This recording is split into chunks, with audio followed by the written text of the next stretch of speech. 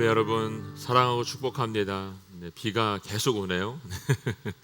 네, 그래도 비가 와야 또 농사를 지을 수 있기 때문에 은혜롭게 이걸 받아들였으면 좋겠습니다. 오늘 하종갑 집사님 장례에 잠깐 갔다 왔는데 입간 예배하고 가족들과 잠깐 만나는 시간이 있었습니다.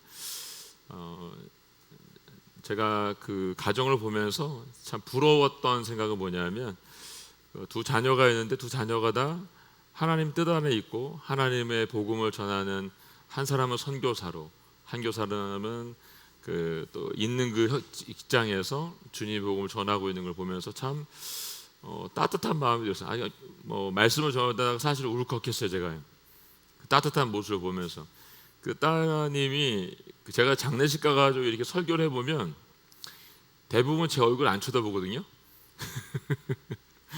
땅 보고 있다든지 이렇게 이렇게 딴 데 보고 있든지 이러세요. 근데 설교하는 내내 한 번도 제 눈을 피하지 않고 계속 쳐다보시면서 그 왜 은혜로 충만한 얼굴 있잖아요, 여러분. 웃고 있는 얼굴. 그 은혜로 그 말씀을 받고 있는데 너무 저는 따뜻한 거예요, 제가요. 네.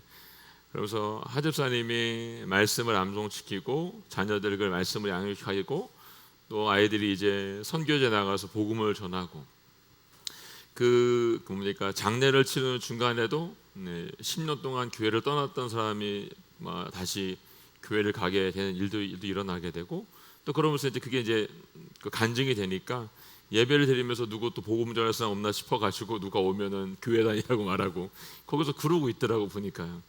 그래서 아까 우리 허 목사님하고 오면서 제가 그랬어요. 나는 우리 아버지 돌아가셨을 때 내가 뭐 했지? 이런 생각을 해봤어요. 부끄럽더라고요, 제 목사인데. 여러분 어떤 죽음을 맞이하고 싶으시고 어떻게 우리의 부모님들을 보내드리고 싶으세요? 오늘 저는 그 가정을 보면서 나도 우리 자녀들에게 이런 부모가 되길 원하고 우리 부모님에게는 이런 자녀가 되야겠구나, 이런 생각을 해보는 아주 귀한 시간이었습니다. 여러분들도 함께 한번 좋은 은혜를 나눴으면 좋겠다는 생각을 해봅니다. 네, 오늘은 그리스도 예수 안에 있던 마음이라는 제목으로 함께 말씀 나눠보도록 하겠습니다. 하나님의 교회는 세상에 선한 영향을 줄 수 있는 교회가 돼야 되죠, 여러분. 그렇죠? 네. 근데 우리가 섬기고 있는 교회와 이 땅에 있는 교회들 돌아보면 세상에 영향력을 주는 것보다는 오히려 영향을 받고 있는 교회들이 더 많은 것 같습니다. 그래서 오히려 힘을 잃고 죽은 교회 같은 그런 교회들을 볼 때가 너무나 마음이 아픕니다. 미국에 있는 독일에 있는 영국에 있는 교회들 보면 그게 큰 성전들이 이제는 팔려나가고 더 이상 예배당으로서의 역할을 하지 못하는 걸 보면서 너무너무 마음이 아팠던 기억이 있습니다. 제가 있던 지역에서도 한 500개 정도의 교회가 한 해에 문을 닫고 한 교회에 모여야 되는 그런 독일 교회들을 보면서 우리나라도 멀지 않았겠구나, 이런 생각을 해본 적이 있습니다. 덩치만 커지고 교회의 사이즈만 커지는 것이 중요한 것이 아니라 정말 예수님의 복음을 실제로 전할 수 있는 그 능력이 우리에게 있느냐, 그것은 굉장히 중요한 문제입니다. 세상이 듣기 원하는 소리를 하는 교회가 아니라, 여러분, 세상이 들어야 될 이 복음의 소리를 전할 수 있는 교회가 실제로 살아있는 교회이고 영향력을 미칠 수 있는 교회라고 저는 생각을 합니다. 여러분은 세상 가운데 세상이 듣고 싶어하는 교회 얘기를 해주세요? 아니면 세상이 들어야 될 말씀을 하고 계세요? 저는 남한주 오늘교회 성도님 한 분 한 분이 세상에 들어야 될 복음 메시지 전할 수 있는 축복이 우리 모두 가운데 있기를 원합니다. 바울은 빌립보의 성도들 가운데 분쟁이 있는 모습을 보면서 그들을 향해서 교회의 연합을 이루어야 된다는 것에 대해서 권면하고 있는 것을 함께 보게 됩니다. 오늘은 먼저 5절 말씀부터 먼저 보도록 해서 5절 말씀 보겠습니다. 시작.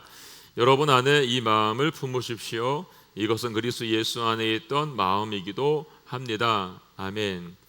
바울은 교회의 연합을 위해서 빌립보 성도들에게 모델이 되신 예수 그리스도를 어떻게 해요? 마음에 품어라 라고 권면하고 있습니다.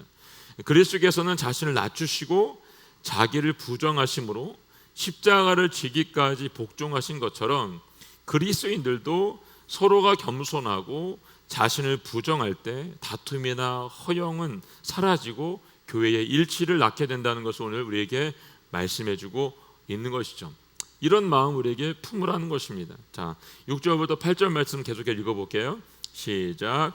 그분은 본래 하나님 본체셨으나 하나님과 동등됨을 기득권으로 여기지 않으시고 오히려 자신을 비워 종의 형체를 가져 사람의 모양이 되셨습니다.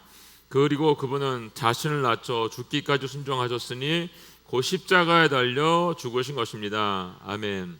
사도 바울은 그리스도께서 하나님과 분리된 상태가 아니라 하나님께 속한 하나님의 본질을 소유한 분이기 때문에 이 타락한 인간의 구원을 위해서 하나님의 동등됨을 포기하시고 종의 형체를 가지고 자신을 낮추셨다는 것입니다.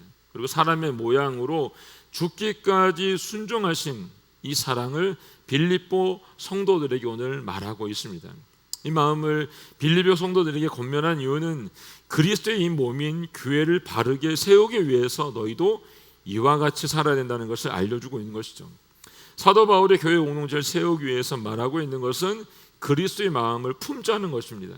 여러분, 그리스도의 마음을 품을 수 있기를 바랍니다. 품으세요, 여러분. 제가 그동안 한국에서 또 중국에서 독일에서 또 캐나다 잠깐 있으면서 이 목회를 하면서 가장 어렵고 힘들었던 게 뭐였냐면 관계였습니다. 관계, 인간관계. 네. 이 부분은 저뿐만 아니라 모든 성도님들의 어려운 문제이고 지금도 상담을 해보면 가장 많은 이유와 상담의 제목들이 대부분 이 관계의 문제인 것을 볼 수 있습니다. 특별히 교회 안에서 우리가 인간관계를 조심스럽게 다루지 않으면 어떻게 될까요? 쉽게 깨집니다. 쉽게 부서집니다. 그리고 교회를 어떻게 합니까? 떠나게 되고 교회가 나누어지는 일들을 종종 보게 됩니다. 제가 있었던 독일에서도 이 나누어지는 교회들이 굉장히 많이 있었습니다. 그래서 그런 교회들이 제가 가 있던 지역에서 또 교회를 협력해주고 도와달라는 얘기를 참 많이 들었던 기억이 제가 있습니다. 이처럼 관계의 어려움이 있게 되면 사람이 떠나게 되고 교회가 부서지고 나누어진 역사를 보게 된다는 것이죠. 여러분, 어린아이들도 어떨까요? 관계가 깨집니다. 뭐 조그만 것들이 뭘 안다고 서로 싸우면 또 울고불고 관계도 깨어지게 되는 걸 보죠. 청소년이 돼도 마찬가지입니다. 그럼 어른이 되면 안 그래요, 여러분?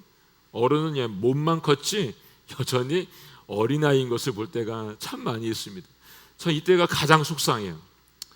어른이 돼서 별 문제가 아닌 거 가지고 싸울 때 결국은 다 보면 자기 안에 있는 욕심과 교만한 마음들, 자기를 꺾지 못하는 고집스러움들이 결국은 그것을 넘어뜨리고 있는 걸 볼 수가 있습니다. 제가 우리 목사님들에게 가끔 하는 얘기지만 죽고 사는 문제 아니면 그냥 통과하고 쉽게 살아, 이런 얘기 참 제가 요즘 자주 합니다. 그냥 죽고 사는 거 아니면 그 사람이 이기는 문제고 하면 그냥 저주라고 제가 이렇게 말을 하거든요, 여러분. 그러면 사실 문제가 될 거는 없어요. 그렇게 했는데도 계속 문제가 생긴다. 그러면 그거는 하나님과 그 사람의 문제라고 저는 생각을 합니다. 제가 할 수 있는 게 아니기 때문에 그래요, 여러분. 우리는 여러분, 우리도 모르는 사이처럼 여러분 소중한 관계를 쉽게 깨뜨리고 못쓰게 만드는 경우를 많이 보게 됩니다. 요즘은 제가 안타까운 게 또 있어요. 뭐냐면 부모가 세상을 떠난 후에 이 재산 상속의 문제를 가지고 그리스도인들이 정말 법정까지 가게 된 일들을 보면서 참 마음이 아팠던 적이 참 많이 있습니다. 굳이 저렇게까지 해야 될까라고 하는 생각이 들 때가 있어요, 여러분. 힘이 들고 어려울수록 어떻게 되죠, 여러분? 하나가 되어야 되는 게 맞죠. 부모님이 세상에 떠나면서 자녀들에게 원하는 게 뭘까요, 여러분? 그 재산 가지고 잘 먹고 잘 살라 그럴까요, 여러분? 아니죠, 여러분. 법정까지 가지 말고 너희들끼리 정말 알콩달콩 예쁘게 그렇게 살다가 천국 오면 좋겠다라고 생각하는 게 부모님의 마음일 거예요. 그런데도 그리스도인들조차도 여러분 이런 어려운 가운데 빠져 있는 것들을 보게 됩니다. 결국 이 문제 때문에 이 소중한 관계가 금전 문제로 깨지고 또 속상하게 되는 것을 볼 수가 있습니다. 왜냐하면 누가 더 갖고 누가 덜 갖느냐의 문제의 싸움이기 때문에 그래요. 그럼 여러분 이런 싸움이 있을 때 똑같이 50대 50으로 나눠가지고 주면 어떻게 될까요? 문제가 없을까요? 그래도 문제가 있어요, 여러분. 왜 똑같이 나눠줬냐고 싸움이다 또 여러분. 왜 똑같이 줬냐고. 네, 왜 그럴까요? 남의 떡이 더 커 보이기 때문에 그래요. 참 희한하죠. 왜 남의 떡이 커 보일까 여러분? 똑같이 나눠줬는데. 서로에게 쏘인 감정과 억울한 마음이 있기 때문에 이 돈의 문제를 떠나서 싸우고 여러분 가정의 소중한 관계를 깨고 서로 쉽게 상처를 주고 상처를 받게 되는 것을 볼 수가 있습니다. 사실 우리의 가족들이 함께 살아가는 것은 여러분 사랑에서 비롯된 것이고 그 사랑은 아낌없이 주는 것이에요. 근데 우리 안에 내가 더 많이 고생했는데 넌 도대체 뭘 했다고 이걸 받아 라고 하는 마음이 있기 때문에 그게 안 되는 거예요 여러분. 예. 그냥 줄 수 있죠. 뭐 그걸 못 줘요. 내가 이만큼 더 했으니까 내가 더 가져야 된다는 생각을 가지고 있기 때문에 그게 안 되는 거예요 여러분. 누가복음 10장에도 비슷한 얘기가 있잖아요 여러분. 마르다와 마리아 이야기 여러분. 예수님께서 마리아와 마르다 집에 방문했을 때 마리아 어떻게 했죠? 마리아는 예수님 발치에 앉아가 예수님이 뭐라고 말씀하시는지 그 말씀 열심히 들었어요. 마르다는 어땠어요 여러분? 열심히 밥 짓고 먹을 거 만드느라고 분주했어요. 그럼 그 마르다의 마음이 어떤 마음이 있었어요? 섭섭한 마음이 있었잖아요. 그래서 예수님께 마리아 좀 시켜서 나의 일 좀 도와달라고 말을 하고 했어요. 그때 마음은 어땠을까요 여러분? 나는 부엌에서 이렇게 열심히 일하는데 너는 도대체 뭐 하고 있냐? 라고 하는 마음이 있는 거예요. 억울한 마음이죠 여러분. 여러분 이런 마음 우리에게도 있잖아요 여러분. 난 이거 하고 있는데 넌 도대체 뭐 하고 있냐? 라고 하는 마음 우리에게 있어요. 또 있어요. 누가복음 15장에 보면 탕자의 비유죠 여러분. 이 비유에 나오는 두 아들 중에 큰 아들의 마음이 이런 마음이죠 여러분. 예, 허랑방탕하게 다 쓰고 온 아들을 위해서 아버지가 갑자기 송아지 잡아가지고 자기를 위해서 염소 새끼도 안 잡아주던 아버지가 다 쓰고 온 그 아들한테 송아지 잡아주고 반지 껴주고 옷 입혀주고 신발 신겨주고, 예, 그리고 잔치를 벌였어요 여러분. 예, 그 마음이 어떻겠어요? 난 아버지를 위해서 하루도 빼놓지 않고 열심히 일했는데 너는 도대체 뭘 했다고, 네가 뭐 했다고 지금 거기 앉아가지고 밥 먹고 있냐, 이런 말을 하고 있는 거죠 여러분. 이런 억울한 마음이 있기 때문에 결국 이 억울한 마음이 해소가 안 되기 때문에 결국 소중한 관계가 깨지게 되는 걸 볼 수가 있습니다. 우리가 기억해야 되는 게 있습니다 여러분. 그것은 바울이 말한 것처럼 우리가 그리스도 안에 있지 못하기 때문에 그래요 여러분. 그리스도의 인들이, 믿음의 사람들이 예수님 만나서 내가 죽었다 그러면, 내가 십자가에서 죽었다고 한다면 여러분 그렇게 할 수 없습니다 여러분. 그리스도 안에 있지 못하기 때문에 내 안에 섭섭한 마음이 들고 여러분 내 안에 억울한 마음이 드는 거예요 여러분. 예. 내가 그리스도 안에 있으면 남을 돌아볼 수 있는 눈이 열리게 되어 있어요 여러분. 그렇잖아요 여러분. 우리가 은혜 받으면 다 괜찮잖아요 여러분. 성령 받으면 웬만한 거나 넘어갈 수 있잖아요 여러분. 근데 우리가 성령 안에 있지 않고 예수님 안에 있지 않으면 다 문제가 되는 거예요 여러분. 왜? 이 눈이 닫혔기 때문에 그래요. 우리는 나에게 집중하고 있기 때문에 남을 돌아볼 수 있는 눈이 열리지 않는 거예요. 사실 예수님을 통해서 우리를 부르신 은혜를 지금 이 말씀을 통해서 말하는 건 뭐냐면 기억하라고 얘기하고 있는 것입니다. 우리가 이 말씀을 기억하고 우리가 받은 은혜를 기억하고 있다라고 한다면 우리 주변에 일어나고 있는 사건들, 내게 지금 나타나고 있는 사건들 어떻게 여러분 지나갈 수 있는 은혜가 우리 모두 가운데 있다는 것입니다. 그리스도 안에서 겸손한 마음으로 베푸시는 삶을 살아가는 것, 그것이 아름다운 교회를 세워가는 길이라는 것입니다. 우리 여러분과 함께 더 주목해서 나누고 싶은 것이 1절부터 4절까지의 말씀입니다. 이 바울을 통해서 주는 권면은 요구가 아니고 여러분 하나님으로부터 받은 은혜에 대한 응답이고 반응인 거예요. 그러니까 바울이 지금 반응하고 있는 거죠. 바울이 반응하면서 빌립보 교인들에게도 너희들이 이와 같이 반응하라고 얘기를 해주고 있는 겁니다. 자, 1절 말씀 함께 읽겠습니다. 1절 말씀 시작. 그러므로 그리스도 안에 무슨 격려나 사랑의 무슨 위로나 성령의 무슨 교제나 무슨 자비와 긍휼이 있거든. 아멘.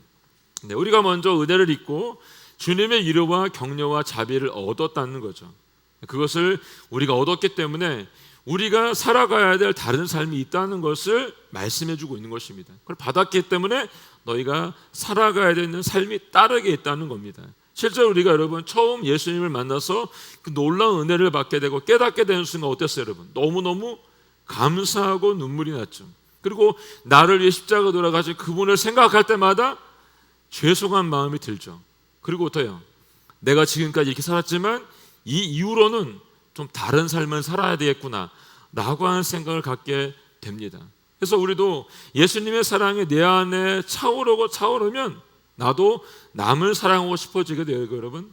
예수님의 마음으로 생각하게 되고 배우기 때문에 예수님께서 하셨던 일을 나도 하고 싶어지게 되는 겁니다.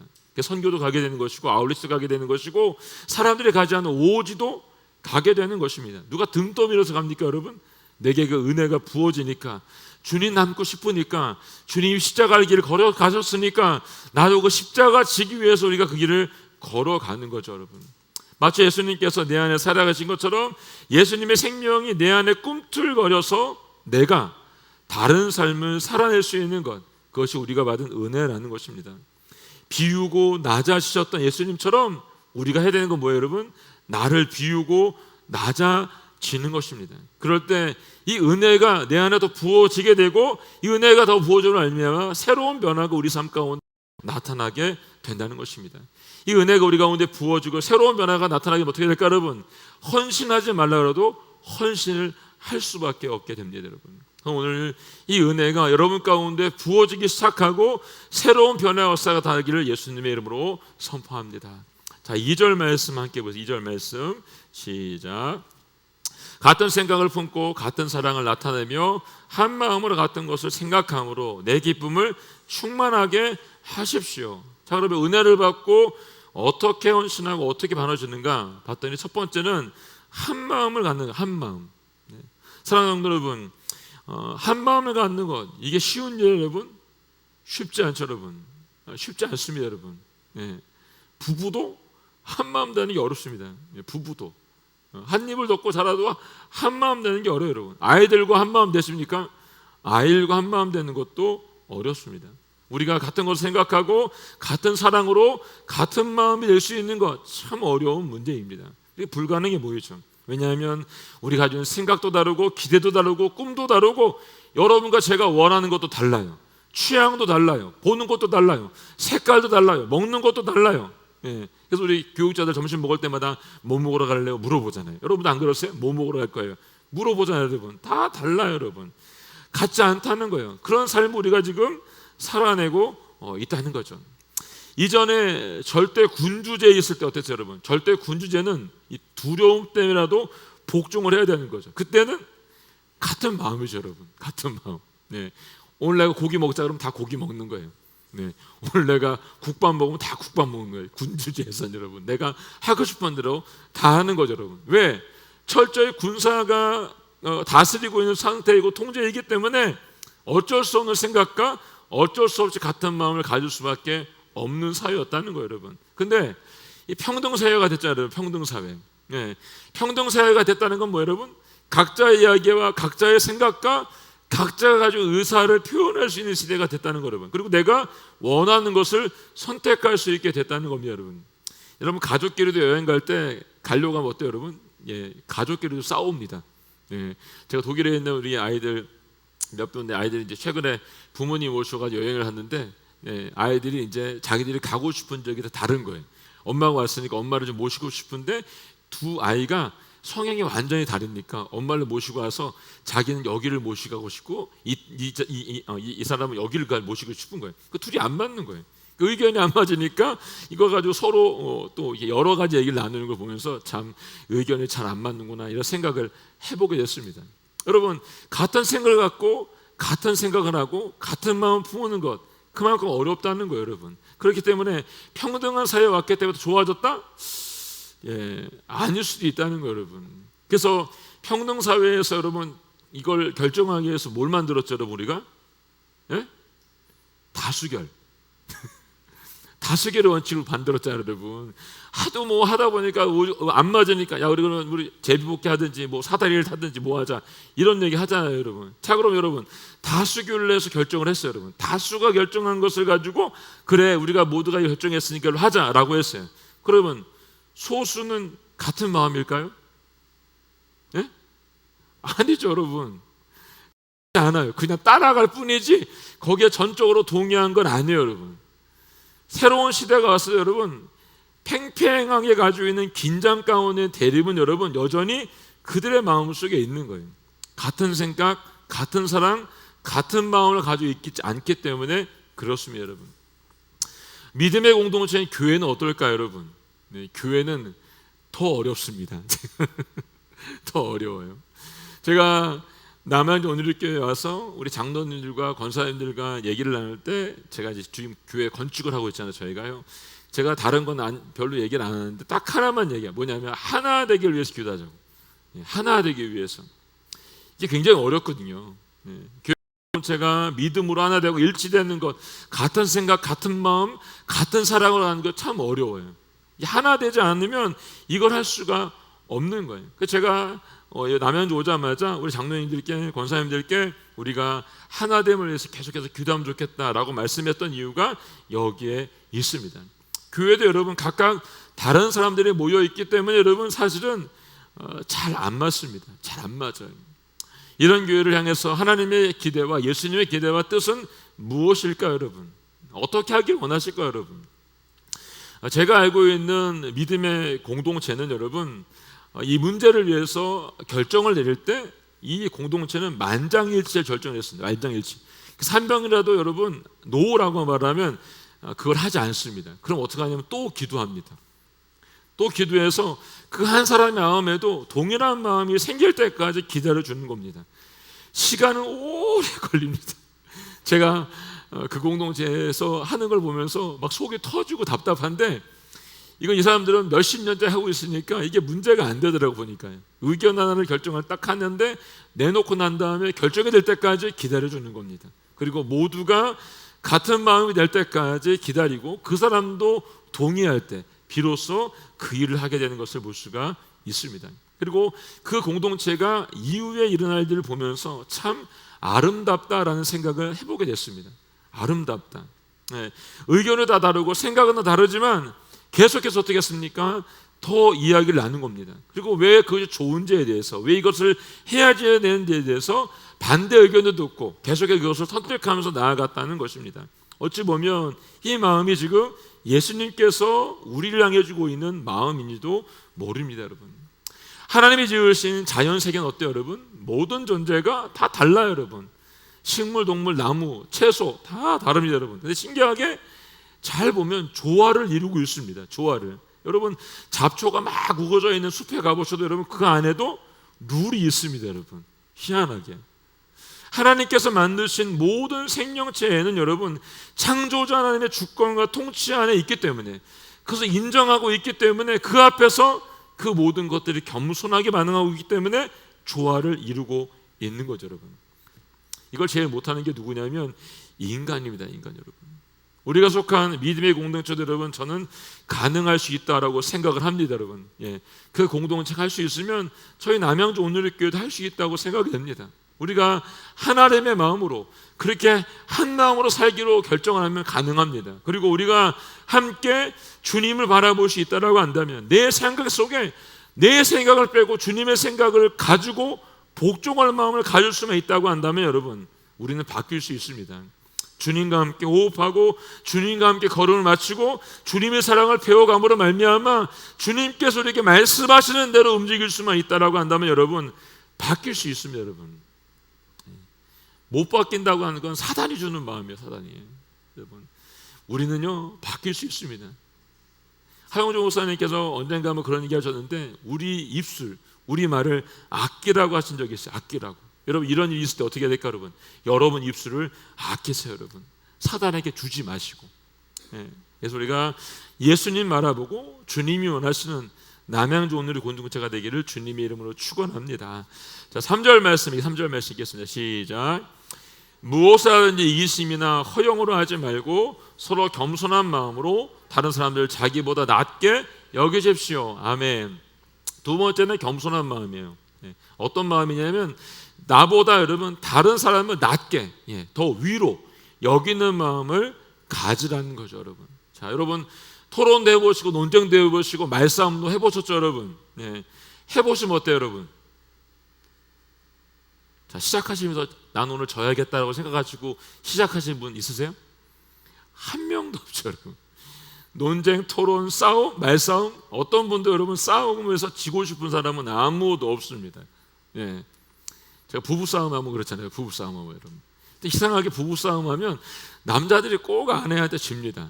말로 이길 수가 없어요, 남자들이요. 제가 지금까지 남자들이 부부싸움에서 자매님들한테 말로 이긴 걸 본 적이 없습니다, 여러분. 예.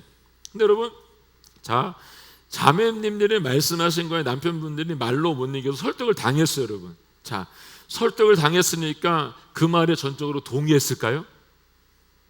네? 우리 자매님이 대화 좀 해보세요. 동의했나요? 동의 안 했죠. 다 100%, 다 고개를 저고 계세요, 지금. 다들. 네.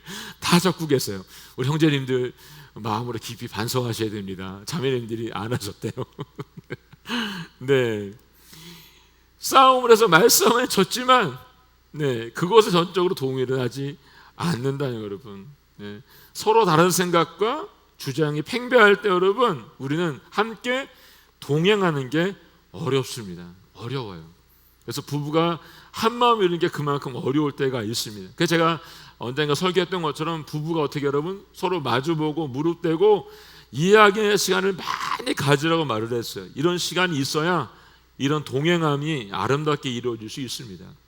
여러분, 예수님께서 어떻게 우리와 동행하실까? 여러분, 예수님께 제자들과 우리들에게 나를 따르라고 말씀해요. 따르라고.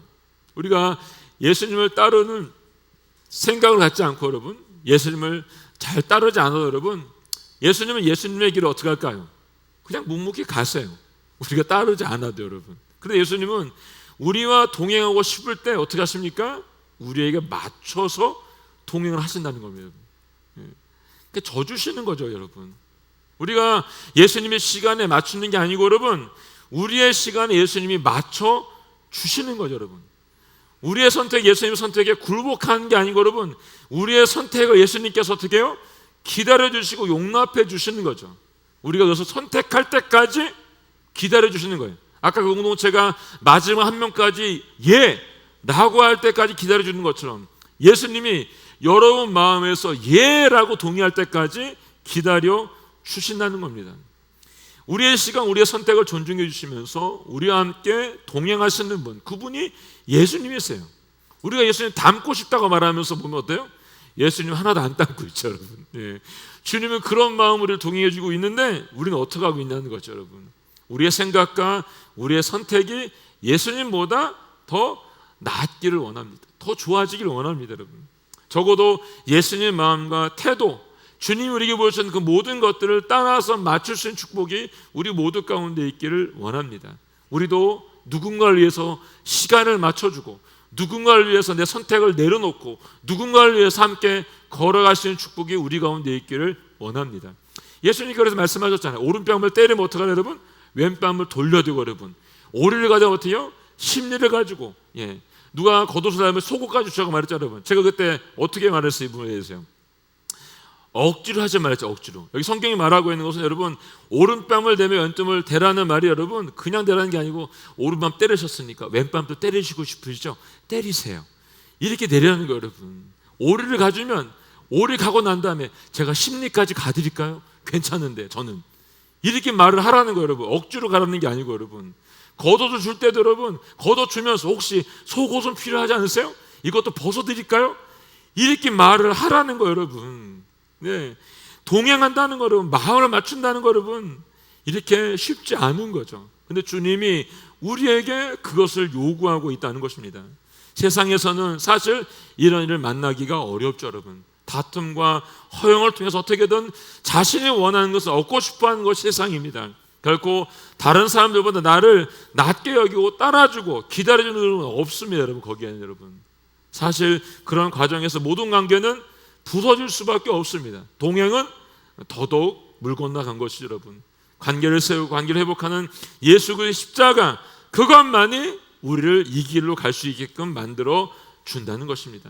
그래서 바울이 권면하고 있는 것입니다. 너희가 이 마음을 품고 이 사랑을 가지고 너가 이와 같이 살아가야 된다라고 말씀하고 있는 것입니다. 교회 공동체는 은혜로 세워진 공동체입니다. 은혜로 인해서 우리의 마음이 너그러워지고 우리가 겸손해지고 온유해져서 서로를 세워지게 되는 것입니다. 서로를 가르치기보다는 배우게 되고 말하기보다는 듣기를 즐겨하는 공동체가 되어야 되는 것이죠. 함께 길을 찾고 함께 존중하면서 함께 그 길을 답을 찾아가는 것, 그것이 진정한 교회의 모습이라는 것입니다. 은혜로 말미암아 우리의 마음이 겸손해지고 주님을 닮아서, 그리고 나보다 남을 더 낮게 여기는 그 아름다운 변화가 우리 모든 공동체 가운데, 오늘 이곳에 모인 모든 분들 가운데 일어나기를 예수님의 이름으로 선포해 봅니다. 자, 4절 말씀 함께 읽게. 4절 말씀 시작. 여러분은 각자 자기 자신의 일을 돌아볼 뿐더러 다른 사람의 일도 돌아보십시오. 네, 세 번째는 다른 사람의 일도 돌아보고 라는 것입니다. 다른 사람들, 그 마음을 가져주라는 거죠, 여러분. 제가 독일에 있을 때 사역하면서 상해도 그랬고 독일도 그랬지만 청년들한테 저희 집을 오픈했어요. 그래서 아이들이 때마다 일마다 와서 라면도 끓여 먹고 밥도 해주고 이랬습니다. 그러니까 주일이나 토요일이 되면 애들 성경 공부도 가르치고 예배도 함께 드리고 밥을 차려서 먹였습니다. 그럼 제일 먼저 오면 애들을 밥을 차려서 실컷 먹입니다. 배가 터지도록. 네, 막 그만 먹고 싶을 때까지 막 잔뜩 먹여놓고 난 다음에 성경 공부를 하고 예배를 드리고 성경 공부를 하고 나누으라 합니다. 그러면 새벽 1시까지, 보통 4시에 모이면 보통 새벽 1시까지 애들이 집에 가기 싫어 소파에 자고 간다고 막 애들이 막 그래 되게 많이 있었던 거 기억해요. 애들이 이제 그렇게 먹었고 애들이 생활을 했잖아요. 저희가 이제 한국으로 돌아오고 난 다음에 거기 남아있던 몇 가정이 있는데 그 중에 한 가정이 저희가 한 것처럼 이제 해보겠다고, 목사님이 그렇게 사셨으니까 저희도 목사님처럼 함께 한번 유학생들 와 있는 친구들한테 저희가 나누며 살겠습니다 이렇게 한 거예요. 예, 그 친구들이 거기 이제 오는 친구들이 대부분 이제 성악하거나 하는 친구들 많으니까 등치가 좋잖아요. 애들이요, 잘 먹거든요, 애들이요. 예, 보통 밥을 하면 한 10명이면 한 20인분 해야지 먹을 수 있어요. 예, 근데 얘네는 저희가 한 걸 모르니까 지네들은 맨날 신나게 배터기게 먹고 갔으니까 우리가 얼만큼 하는지를 모르는 거죠. 보통 저희가 하면 걔네들이 20명 오면 30인 40인 해야 되는 거예요. 걔네 다 먹기 싸줘서 보내려면. 예. 얘네가 이제 저희처럼 하겠다고 성악하는 형제 3명을 데리고 와서 밥을 한 거예요.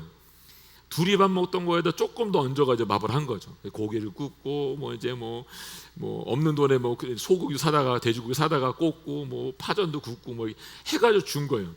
그럼 이제 자기들 해주니까 어떻게 해요? 접시가 계속 나올 거 아니에요. 할 때마다 나오니까 셋이 앉아서 계속 먹고 있는 거죠, 애들이. 계속 먹고 있는 거죠. 어떻게 됐을까요, 여러분? 예. 밥도 전에 다 먹고 고기도 다 먹고 파전도 다 먹고 전도 다 먹고 다 먹은 거예요. 근데 얘네들이 먹을 게 없는 거죠. 그 형제가 막 음식을 하다가 속이 무구르 끓기 시작한 거예요. 저것들이 저걸 다 먹으면 우리는 못 먹냐, 이런 생각이 딱 생각이 든 거예요, 친구가. 그러고 난 다음에 나중에 이제 끝나고 나서 이제 거기서 잘 마무리 예배드리고 마무리하고 보내고 난 다음에 저한테 연락이 온 거예요. 저한테 죄송하다고. 예. 목사님은 어떻게 그걸 참고 이겼냐는 거죠, 저보고. 저는 화가 나가지고 2번 다시 안 하고 싶더래요, 그거를요. 너무 화가 나가지고. 예. 예. 저는 그걸 이미 알고 있는 사람이에요. 이미 오랫동안 했기 때문에 저는요. 제가 그랬어요. 네가 하고 싶은 거에 3배를 하면 돼. 그러면 너도 먹고 남도 먹을 수 있어. 이거 가르쳐 준 거예요. 돈이 3배가 되는 거죠. 근데 하나님은 어떤 분이냐면 3배를 쓰면 분명히 3배 이상을 채우시는 분이세요. 저는 그거를 벌써 10년 넘도록 거의 20년, 우리 애를 태어나기 전부터 경험을 했기 때문에 지금도 그 일을 하고 있는 거예요. 전 남한테 쓰는 돈 하나도 안 아까워요, 여러분. 선교사님이나 제가 여러분들의 밥을 사는 이런 것들은 정말 하나도 안 아깝습니다. 저희들끼리 뭐라고 하냐, 저희 집에 저희끼리 밥 먹을 때는 그냥 반찬 하나 넣고 먹어요. 근데 남이 와야 저희는 진수산처럼 먹을 수 있거든요. 남들은 우리가 볼 때 맨날 그렇게 먹는데 그렇게 먹지 않아요, 저희는요. 남이 누가 와야 그렇게 먹을 수 있어요, 저희 집은. 그래서 그 대신 부으면 부어주신다는 거예요, 하나님께서. 이제 그걸 얘기를 했어요. 그때 그 친구가 목사님 말씀대로 해볼게요 라고 했습니다. 예. 어느 정도 여러분 자신의 일을 먼저 돌아보는 마음, 이 마음이 있기 때문에 그 마음 속에 화가 나는 거예요, 여러분. 다른 사람을 돌아보기보다는 그 사람의 상태를 보게 되면 얼마나 배고플까, 얼마나 안쓰럽까, 엄두가 힘들까, 이 마음이 아닌 거예요. 저는 거기 온 유학생들 20명, 30명, 40명 되는 애들이 제 아들 같았어요. 제 딸 같아요, 정말요. 걔네가 먹는 거 하나도 안 아까웠어요. 김장회가 여러분 100포기 100kg, 저는 100kg씩 했거든요, 김장을요. 100kg씩 하면 여러분 그 욕조에다가 가득 해가지고 김장 100kg 집어넣고 여러분 그걸 담가가지고 애들 30명 모아놓고 김장하면 1.5kg 담아주고 보쌈에서 다 먹여서 보내고, 이런 일을 했어요. 제가 여러분 그 일을 할 때 여러분 제 마음속에 다른 마음을 돌아볼 수 있는 마음이 없으면 어떻게 돼요 여러분? 못하는 거죠 여러분. 못하는 거예요. 그 아이들이 다 아들 같고 딸 같고 내 새끼 같으니까 그게 가능한 거예요 여러분. 자신의 일을 돌아볼 뿐만 아니라 다른 사람의 일을 함께 돌아볼 수 있을 때 여러분 그때 주님의 이름을 세울 수 있는 거예요 여러분. 예. 누구는 나보다 더 많이 했고 누구는 나보다 덜 했고 이런 식으로 보면 안 돼요 여러분. 그 식으로 보면 그 형제처럼 화가 나는 거예요 여러분. 아까 마르다 마리아처럼 난 이거 하고 너네 그거 하고 있어 라고 생각하면 할 수가 없는 거예요 여러분. 당자처럼 야 나는 아버지가 지금 평생을 했는데 염소 한 마리 못 잡아 너는 그렇게 먹고 와서도 또 송아지 먹냐 이런 마음이 있으면 할 수가 없는 거예요 여러분. 교회도 마찬가지예요 여러분. 우리가 여러분 우리 마음속에 내 손식구들 내 공동체 식구들 내가 지금 만나고 있는 한 사람 한 사람들 그 사람이 여러분 나보다 낮게 여기지 않으면 나와 다른 사람이라고 생각하고 돌보지 않으면 여러분 이 일은 절대 할 수가 없는 일입니다 여러분. 근데 교회는 그런 공동체자 여러분. 예수님이 그렇게 우리 죽으셨잖아요 여러분. 십자가 여러분 하나님이신 그분이 이 땅에 인간의 몸으로 오셔서 자기를 찢으신 거잖아요 여러분. 누구를 위해서? 여러분과 자기를 위해 찢으신 거예요. 그럼 여러분 그걸 생각하면 용서하지 못할 게 뭐가 있어요 여러분. 품어주지 못하고 사랑하지 못할 게 뭐가 있냐는 거예요 여러분. 다 가능합니다 여러분. 왜 못하냐 하면 아직도 내가 안 죽어서 그런 거예요. 내가 안 죽어서. 한번 따라해 볼까요? 내가 안 죽어서. 내가 안 죽어서 그래. 내가 안 죽어서 그래. 오늘 여러분 이 밤에 여러분 자신이 죽을 수 있게 예수님 선포합니다. 그래서 우리 안에 있는 하나님의 은혜가 다시 한번 끌어나오고 오늘 바울이 빌립보 교회의 성도들에게 주님 안에서 그리스도를 닮음으로 이와 같은 교회를 세우라고 말씀하신 것처럼 저는 오늘 남양주 온누리 교회에 있는 모든 성도님들이 빌립보 교회에게 말하고 있는 바울의 소리를 듣고 우리도 이와 같은 공동체로 아름답게 살아갈 수 있기를 예수님의 이름으로 선포합니다. 아멘.